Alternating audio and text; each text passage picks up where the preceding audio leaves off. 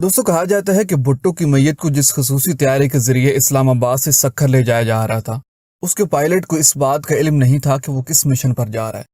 پرواز کے دوران اسے سیکنڈ پائلٹ نے جب یہ بتایا کہ طیارے میں بھٹو کی میت کو لے جایا جا رہا ہے تو وہ اس قدر آزردہ خاطر ہوا کہ طیارے پر کنٹرول نہیں رکھ سکا اور اسے اپنے حواس پر قابو پانے کے لیے طیارے کو راستے میں کچھ دیر کے لیے سرگودا ایئرپورٹ پر اتارنا پڑا۔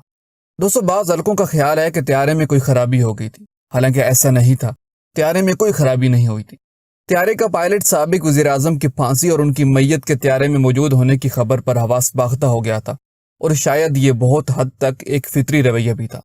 دوستوں اس طیارے کی اسلام آباد سے پرواز کے ساتھ ایک عظیم سیاستدان اور کروڑوں عوام کے محبوب ترین قائد کے عروج و زوال کی کہانی بظاہر مکمل ہو گئی تھی، مگر یہ سفر ابھی باقی تھا۔